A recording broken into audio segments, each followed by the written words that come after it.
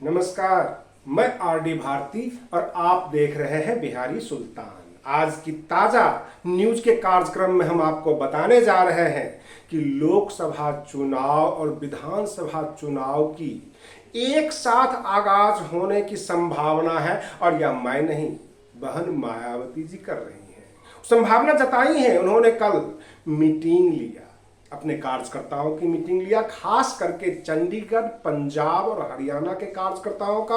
Bahujan Samaj party ने गहन मंथन में यह पाया कि जो हमारे 70-75 साल आज़ादी के हो गए हैं, लेकिन जो जन समस्याएं हैं वो वहीं की वहीं हैं। जनता परेशान है और वर्तमान सरकार हो अथवा इससे पूर्व वाली सरकार हो जो केंद्र में बैठी हुई रही, वह आम जनता की समस्याओं का निराकरण नहीं किया।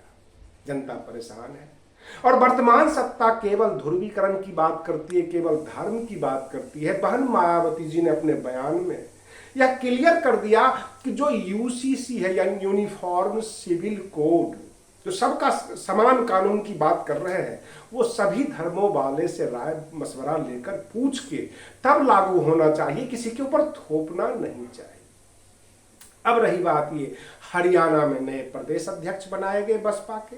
पंजाब में जो कार्यकर्ता थे उनको एक नई जिम्मेदारी दी गई और उन्हें ये कहा गया बहन मायावती जी के द्वारा कि जो मिशनरी कार्यकर्ता हैं, जो काम करते हैं, समाज में जाते हैं, लोगों के बीच जाते हैं, उनको नए नए पद और जिम्मेदारी दी जाए ताकि बसपा आने वाले चुनाव में एक अच्छा रिजल्ट ले सके।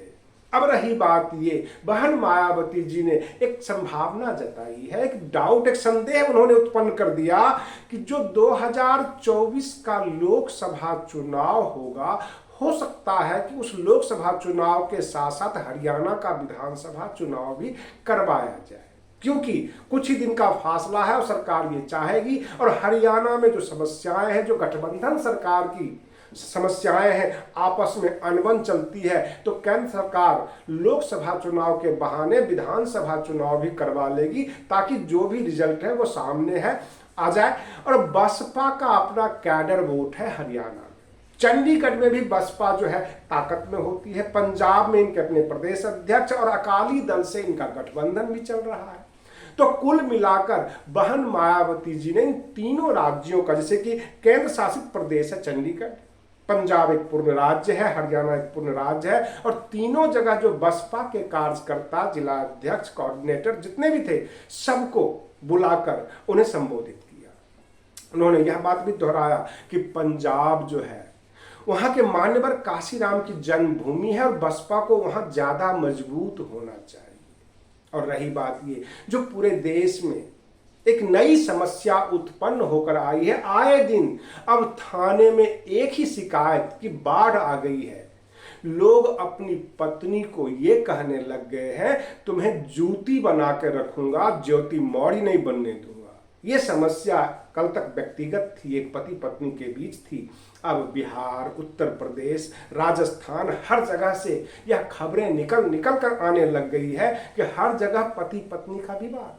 यहां तक पतियों ने कहा ठीक है, पढ़ाई तो करवाऊंगा कोचिंग सेंटर में, लेकिन इसके बदले एफिडेविट दे दे ताकि एसडीएम बनने के बाद तो कहीं भाग न जाए।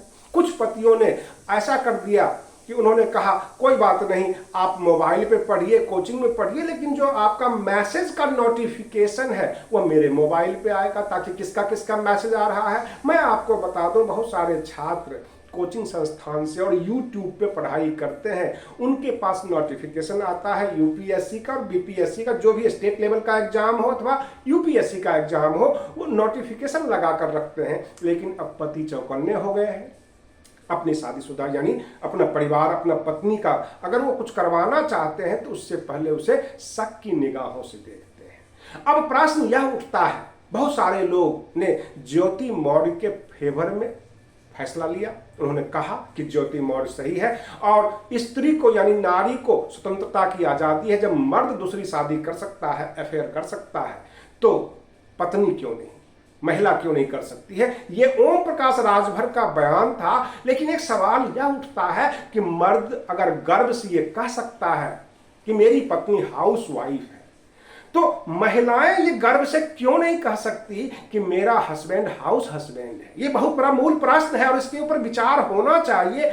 पत्नियां भी गर्व से ये कह सके कि मैं वर्किंग लेडी हूं और मेरा हस्बैंड हाउस हस्बैंड है। जिस तरह से मर्द कहते हैं कि मैं वर्किंग हूं, मैं अपने पूरे परिवार को चलाता हूं और मेरी पत्नी हाउस वाइफ है।